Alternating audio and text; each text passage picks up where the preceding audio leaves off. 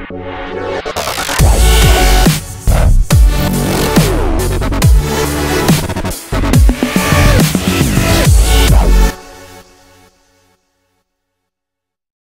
right, so today we coming to you with another episode of Autoglass Tech Talk, and we got a super special guest.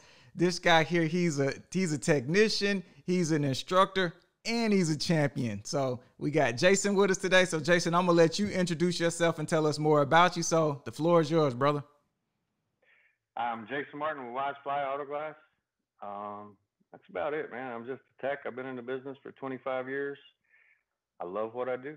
I still love what I do. You know, I get burnt out every now and then like everybody else, but I love what I do. That's what's up. Morning, Jason. Nice. Morning. Morning. All right. So, you guys been open the whole time? Yeah, we stayed open the whole entire time. I started looking, and I didn't lay anybody off, which it's hurt us a lot, but we started looking at people that were getting laid off, wasn't getting unemployment. So I didn't think it was fair to lay my guys off when they've helped build my company. Right. And so we've just struggled through it, and we're going to continue. That's good. That's good. Nothing's affected you guys too much, too crazily? Oh, yeah. Yeah, I mean, drop down, we probably dropped 60 to 70%, overnight. I mean, our body shops we have one body shop that went from doing 20 cars a week to doing maybe 1, 2. Wow. And literally that's 2 cars. That's not, we're getting to do 2 parts. Yeah. That's 2 cars. Last month, I think with them, we only had 7 invoices through the whole month. Wow. And it's just ridiculous how much it's cut us down. And it's like, at first you're thinking, well, everybody's off work. They're going to get their windshields fixed. The first week, we were still staying steady. And then it was like people started realizing that they're not getting money. Right. And, Nobody's spending. It's like in the wintertime, you're going to buy a windshield or you're going to buy your kid a bicycle. You buy your kid a bicycle. Right. Yeah. How many employees do you have in your operation? 5. Wow. Ooh. Okay.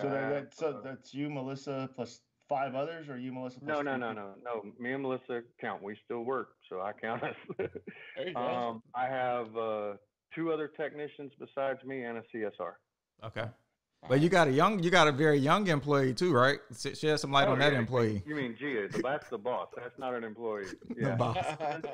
Since the COVID-19 and the schools are out, then my 4-year-old has been here at the shop, and she's gonna be a good glass girl. That's not all she's gonna know. It's funny. I told Cynthia that we were interviewing you, and she's like, "Oh, the little baby's so cute." First thing she said is how beautiful your baby is. Don't worry about you, Jason. No one cares about you. Oh no. It's all about Gia. Yeah. I mean, and the whole shop actually revolves around her. It's funny, it's so cool. We have a customer walk in, and she will run over and give them a card and say, "Welcome to my shop." She did this on her own. We never told her to do it or nothing. She just walked up, grabbed a card one day, and ran over to a customer and said, "Welcome to my shop." And now she does it all the time. That's cute. That's cute, man. She know customer service. Hey, you got to. Yep. First impression is the last impression. That's right. She's learning. So I know you started. You recently, and congratulations, you recently got your position as a trainer at it's the Autoglass University, correct? Or is it? No, the Academy. Academy. Sorry. So let me go off that a little bit. So you're doing a little training there. Your first part of this question, your employees, did you train them all, or did they come with some experience, or what's your situation with your employee training versus the training at the Academy? All right, my employees, none of them had any Autoglass experience. Okay. At all. I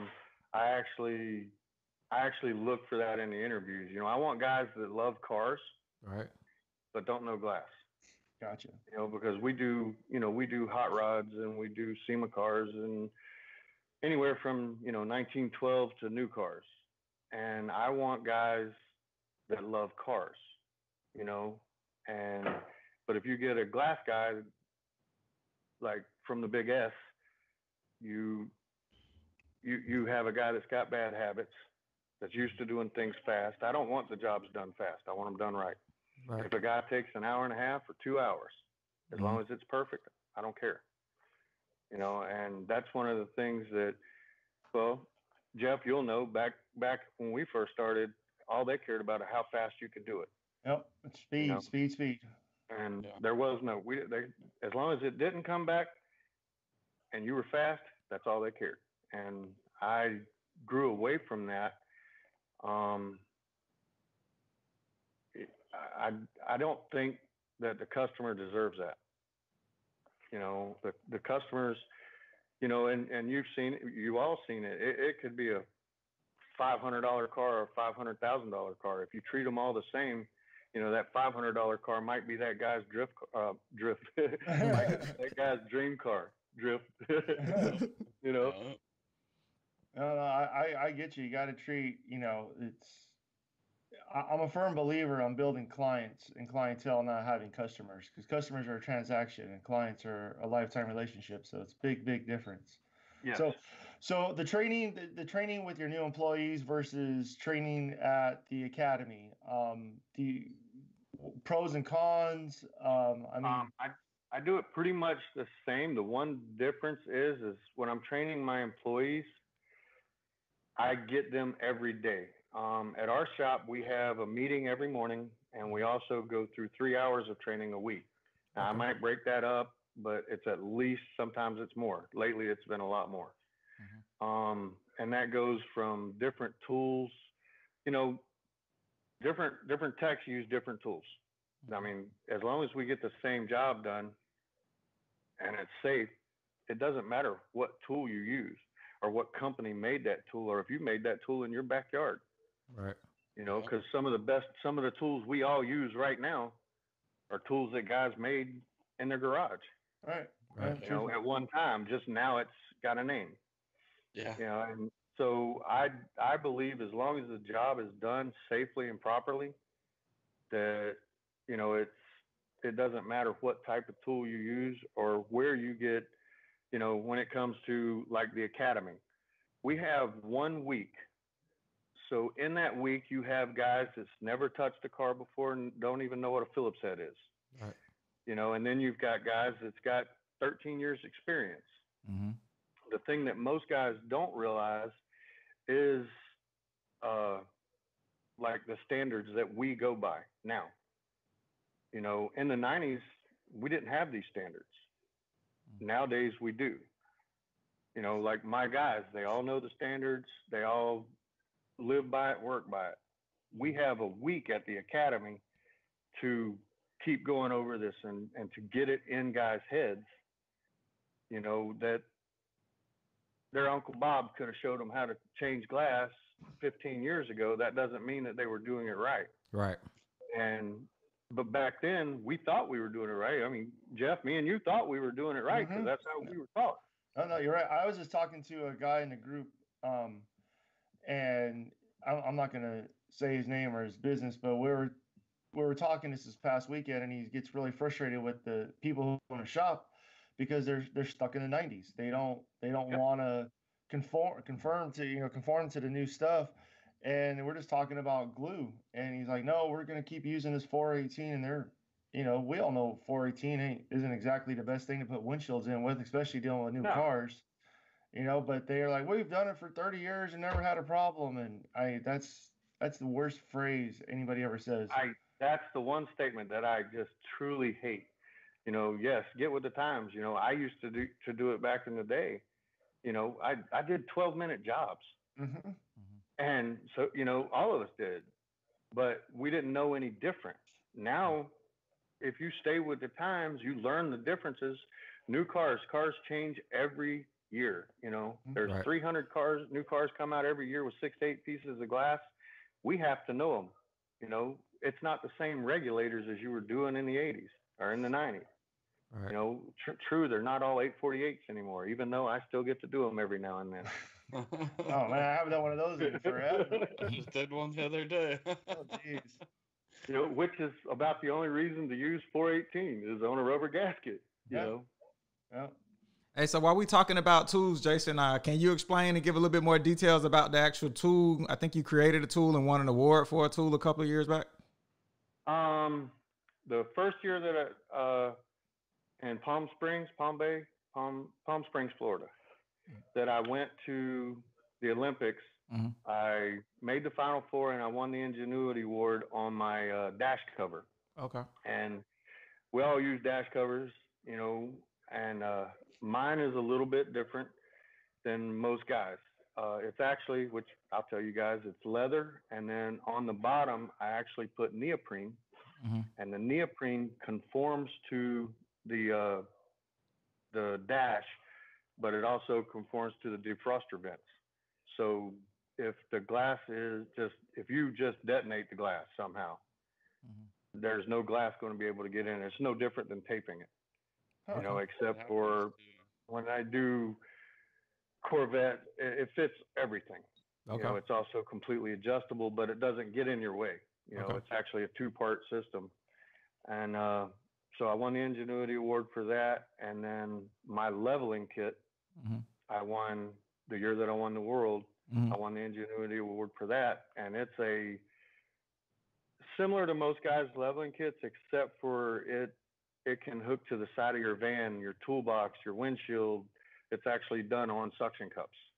Okay. So to get a level surface, you stick it to the side of your van, any place, and then it levels, Okay. and will self-leveling for the rain sensors. Okay. Okay. So if anybody want to see these tools or purchase these tools, how can they do that? I don't sell them. Oh, you don't sell them? Okay. I don't sell them. I make them. The original, I don't know how you say it, but the very first one that I ever made, the prototype, I guess, Mm-hmm. is actually the blue dash cover that's in Alfredo's videos, which that's way changed now. Mm-hmm. Because now I'm using the neoprene and doing it out of leather. But that's why I'm telling guys, I don't make them. Mm-hmm. I may make them one day in the future. Okay.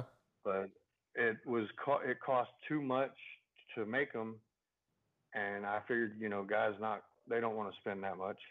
Yeah. And I have glass guys be cheap. Come on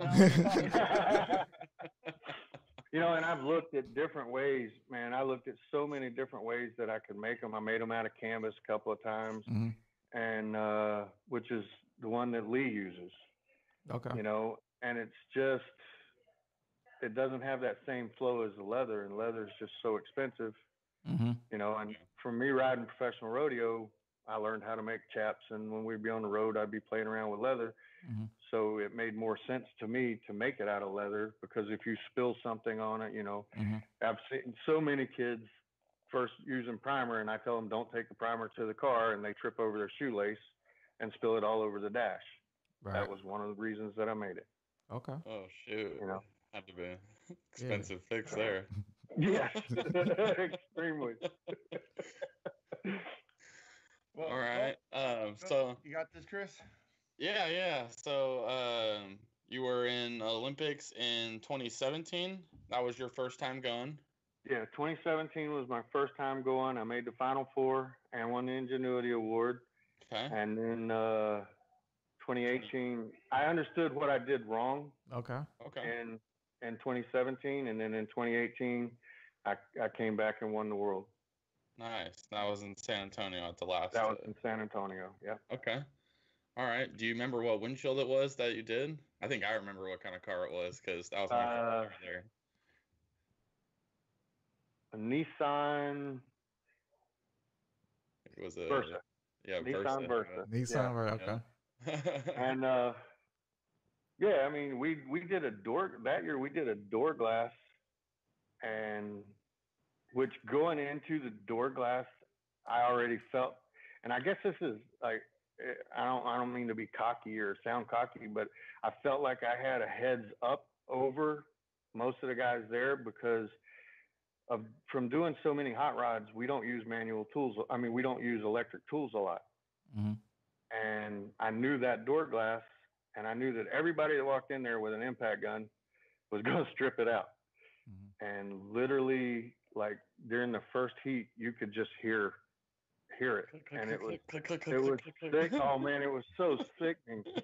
And I don't use electric on door glasses on old cars, so I've gotten used to not using it. So when I went in there and I'm using everything manually, and yes, it may take me a couple of minutes longer, but I never have to worry about problems because with a screw gun, with a screw gun, you can't feel it.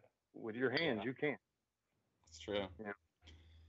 Um, so during the 2018 when you won that, was there like a oh shit moment during the competition there?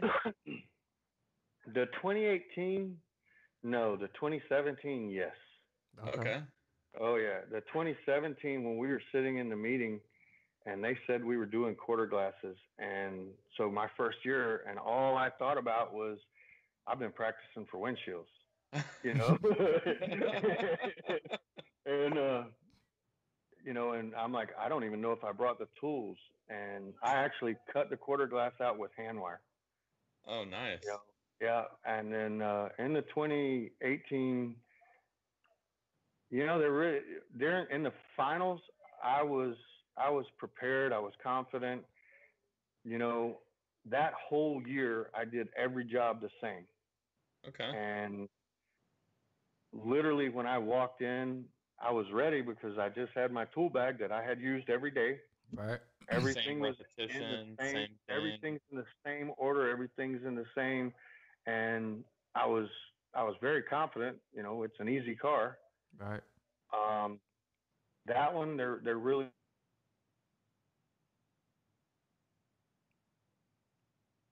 wasn't. Yeah, that one. I was confident when I walked in the door. I honestly felt like I've got this. Okay. I was nervous from a couple other guys. There's one of the Korean guys that he is phenomenal. Yeah, yeah. So just kind of last part of the whole Olympics there. If you could say a couple words to someone going into it, say this year, what would you say? What would you tell them?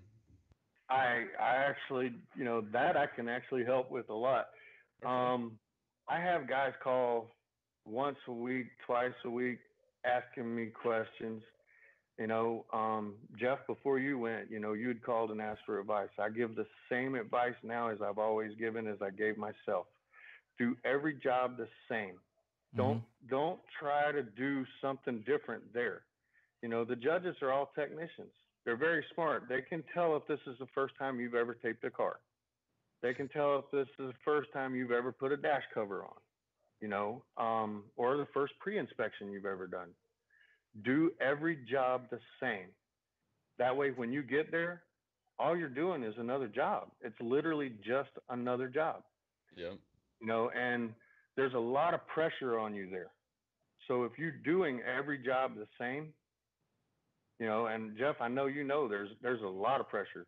Pressure? What are you talking about? No pressure. And it's like if you're doing every job the same, then that pressure is something that's put to the side. It's like when I was rodeoing. It's as long as I'm riding the same and practicing the same when I'm going, I'm just riding another horse. When you're doing glass, you're just doing another windshield or another door glass or another quarter glass. Mm-hmm. But if you try to do things different than what you do every day, then no, that pressure is going to eat you up. Yeah. And you're not going to perform the way that you can. And you're going to walk out of those ropes and you're going to kick yourself in the butt saying, oh, I know I'm better than that. So why not just do the same job you do every day? That's the best advice I can give somebody. Yeah. Some Cool. good advice. Appreciate that advice. Yeah. All right. So before you were a glass guy, you were in the rodeo. What part of the rodeo did you do? Give us some insights and details. I rode bulls, bareback, and saddle bronc. I made my name riding bareback. I started riding I turned pro in 1997. I rode when I was in the military. In 90, I started riding in 92 and just played around with it because I was in the military and got out, was doing glass, got out of the military, was doing glass, was still playing with it. I decided to turn pro and turned pro in 97. I've made I think 15 or 16 finals. I actually broke my neck for the fourth time at the circuit finals in Harrisburg, Pennsylvania. The last go around in the circuit finals, I had a horse flip over on me and snapped my neck, and they fused my neck from C7 or from C2 to C7, and they said that's it. Which I had broke my neck before, but it was never that bad or to that severity. But I've broken every finger, every toe, everything. I've had reconstructive surgery on my face twice. Jeez. Damn. Broke my neck, collarbone. I only have half a collarbone on my left side. I broke my arms 18 times. Wow. Yeah, no. Good. Sternum. I mean, you keep going, dude. You point, it's been broke, and I mean everything. I made the Dodge Circuit National Finals in Pocatello, Idaho. Dude, it was a different life. It was like a rock star life. You know, I did glass during the week, and I flew out to somewhere in the world or in the country every weekend and would go all weekend. And if I didn't drive, I helped take American Rodeo to Europe. I rodeoed in France, Belgium, Germany, Italy, literally all over the world, Mexico, Canada. You were married while you're doing all this? Yeah. Oh, wow. Yeah. I got married. For her, it was actually my last year. Melissa went on the road with me. You know, I told her, I said, you know, I don't know how many years I got left. I said, I'd like for you to go on the road. And we were living in Atlanta at the time, and we would drive from Atlanta to Connecticut, New Jersey, New York, Indiana, every weekend. You know, we would leave the shop on Thursday night and get back on Monday morning. Jeez. You know, so do you guys really? I'm call me ignorant to the whole community or whatever. I'm not trying to sound like a jackass, but do you guys really win belt buckles or trophies or do you guys win? Yeah. Different rodeos, you win belt buckles. Some rodeos you don't win belt buckles. If you're not in the top 4 at most rodeos, you don't win a check. So you spend your entry fee, you know, and if you don't win, you don't get paid. Real quick, out of those top 4, how many people are actually competing in an event? 28, 30.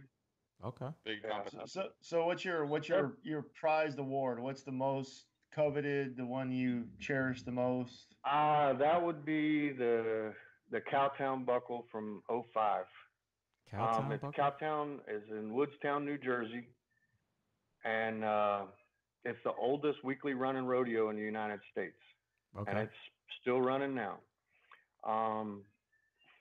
That rodeo just has always felt like home to me. Even though I'm from Florida, I was born in Florida. When I was in the military, that was kind of what turned me on to rodeo more than anything. You know, we have our hometown rodeo here, which I've been going through since I was born. But that rodeo, for some reason, always just meant a lot to me.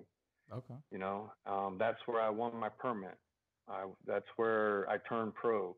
Okay. And my dream was to win that rodeo. You know, and they don't give a buckle for one rodeo. You have to win the whole season. You know, so every weekend you have to be the best at the end of the year to win that buckle. And so their series, I won it 3 times. Oh, wow. Sweet. That's probably my most, you know. So do you frame the buckles, or do you wear them, or what's? Actually, right now they're in a drawer, except for one Cowtown buckle, which I wear, you know, every weekend when I wear a belt. Okay. But, nice. Yeah, I mean, I play baseball and basketball. We just get trophies and end up throwing them in a closet somewhere. Yeah. So. You know, I've got a couple of trophies and a couple of saddles, and they're literally, actually, I don't know where the saddles are. I've given away a lot of buckles over the years. Okay. You know, I've won buckles in the arena and gave it to little kids walking out of the arena. Oh, okay. You know, you see something in their eye, and, you know, right then and there, that second, you're their Superman, you're their Batman, you're their hero. Right. And so, you know, hopefully that might have helped that kid along or changed his life. I do a lot still to help young cowboys out.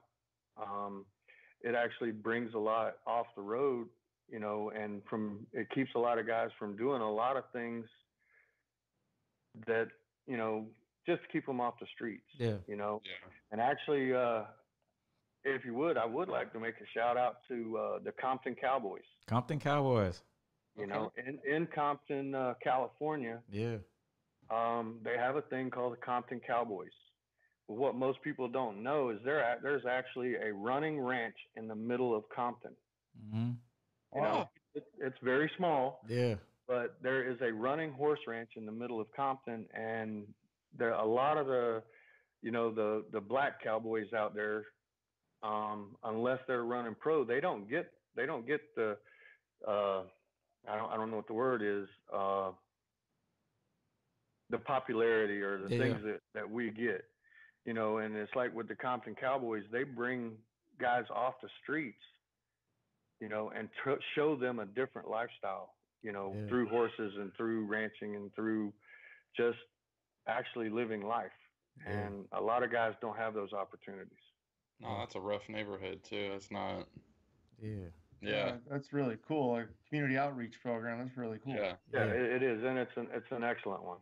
Compton Cowboys. I'll remember There that you next go. time. Yeah. Down So there. let's switch. Next time I roll through Compton, gotta start bumping some Zach still, Brown band or something. Still look them up and support the Cowboys. They literally live off of their whole ranch is ran off people just donating things. Yeah.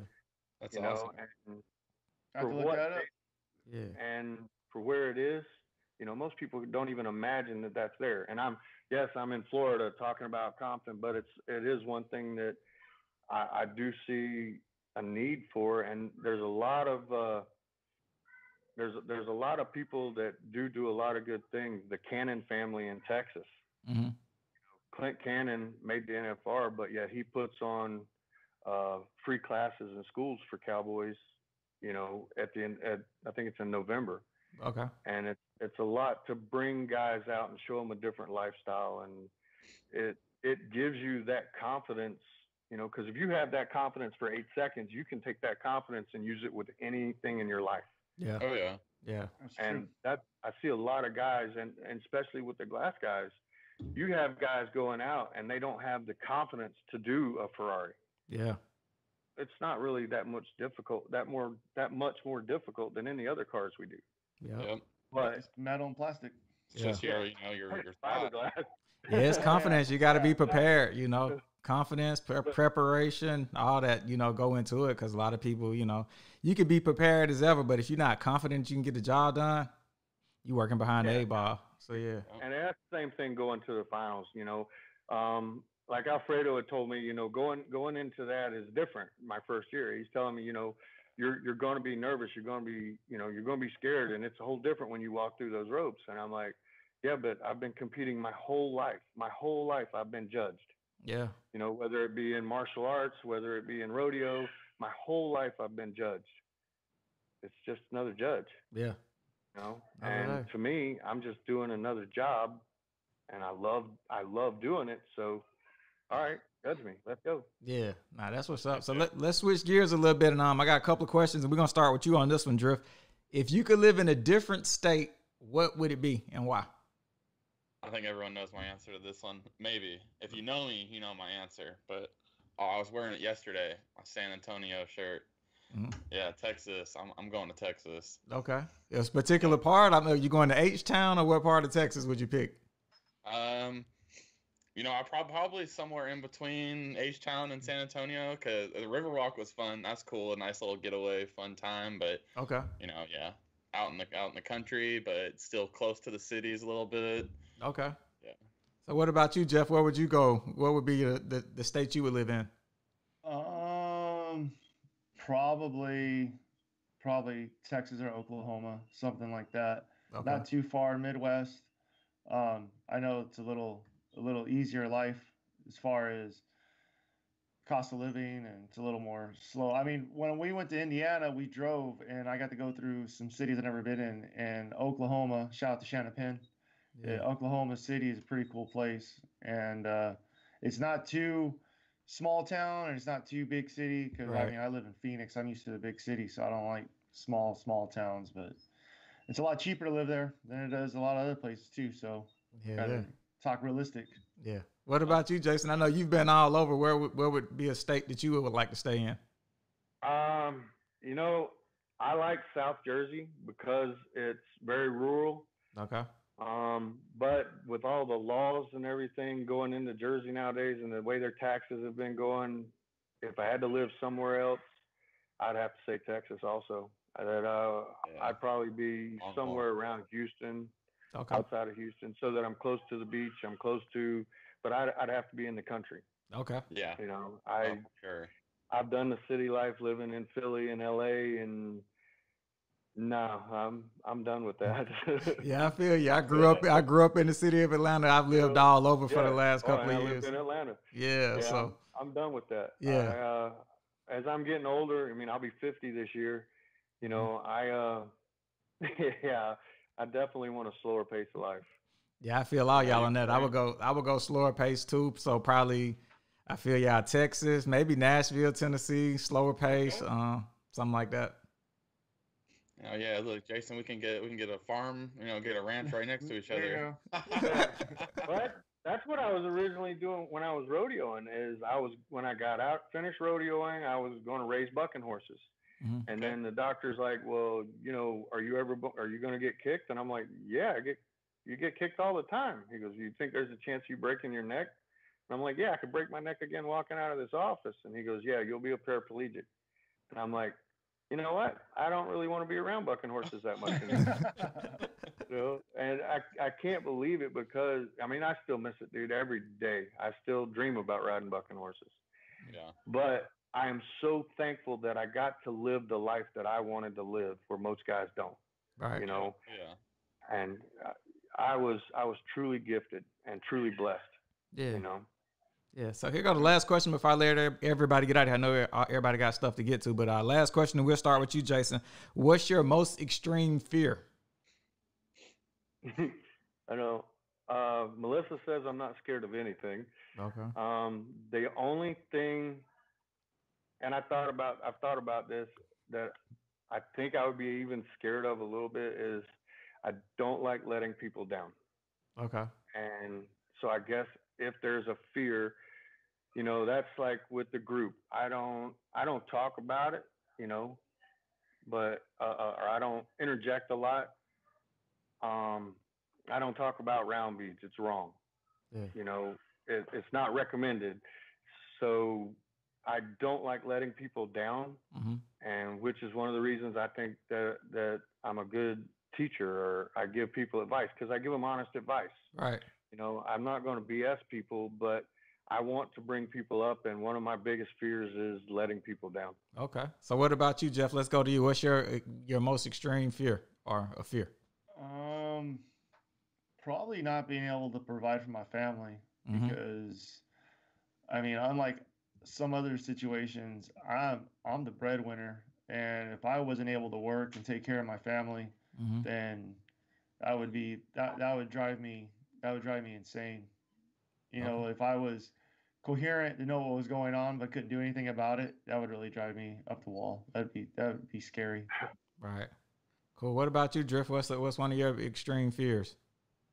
I guess extreme fear. I don't know if it's so extreme, but like letting people do stuff.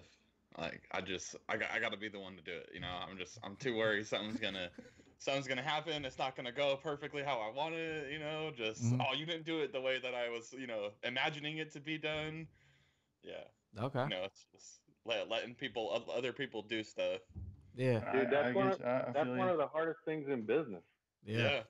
Is letting your text go out. Dude, I understand. I truly understand that one. Yeah.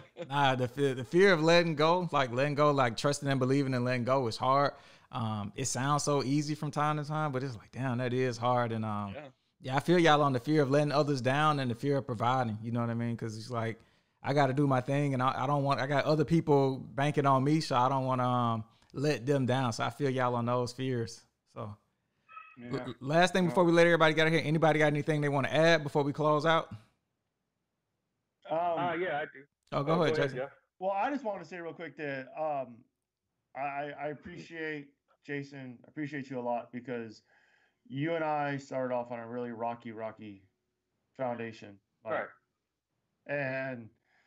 And you and I ran to each other, looked each other eye to eye, shook hands, you know, let bygones be bygones, and proved being a bigger man. Just, you know, the whole internet and Facebook and everything has kind of skewed a lot of things, and a lot gets lost in translation. And I'm glad that we were able to work our differences out, and you know, consider you a friend now. So I appreciate it, and I do too. You know, and that's one of the things I think with the group is this can be a great thing.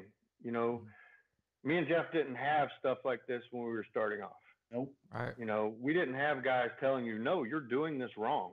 Yeah. You know, and here's why. You know, and both of us, we've all been hackers at one time or another. A hacker makes a great glass guy. You know, when you want to change, then you can, and you can make a great glass guy. You know, and you can do things by the steps. But just like with this group and y'all and making the group, dude, this is something that is absolutely has been needed, and like you guys know, I think outside of the box, you know, and this is something that has been needed for years. Yeah. You know, and I support the Autoglass Safety Council, and I support doing everything properly, but unless guys know that they're doing it wrong, which is one thing about this group, they're never going to change. They're never going to be allowed to change because they don't know any different. You know, and one of the biggest things I can say is study, and safety. Yep. You know, and Jeff, I'm glad we're all over it. You know, it was something that never should have happened in the first place, but because of the way the internet is and because of things getting misconstrued, that's just the way it is. Yep. You know, and it goes to when it's tools, you know, like on the group, everybody's, oh, you got to use this tool. No, you use whatever tool you feel comfortable with to do the job properly. Right. You know, I'd use different tools, you know, than Drift. Drift uses different tools than me, but we both, you know, we all respect each other. Jeff uses different tools than Drift. Me, we all do, and Alfredo. But we all respect that we're doing the job properly. And I think that if more guys could just see the end result and the steps, no matter what tools you use, I think that would just make even a tighter community. That's what's up. Well, we appreciate the advice, the guidance, the wisdom, and you dropping knowledge to us on this. And it's the whole goal of ours is if you know better, you do better. And this is a community where everybody can share information, and knowledge is power. And like you say, safety is in there too. So if you know the safety aspect of it and knowledge is power, hey, you that's a good recipe right there. Recipe for success. I definitely agree with that. Yep. So that's what's up. So we'll let everybody get out of here on that. Everybody stay focused and have a good working day.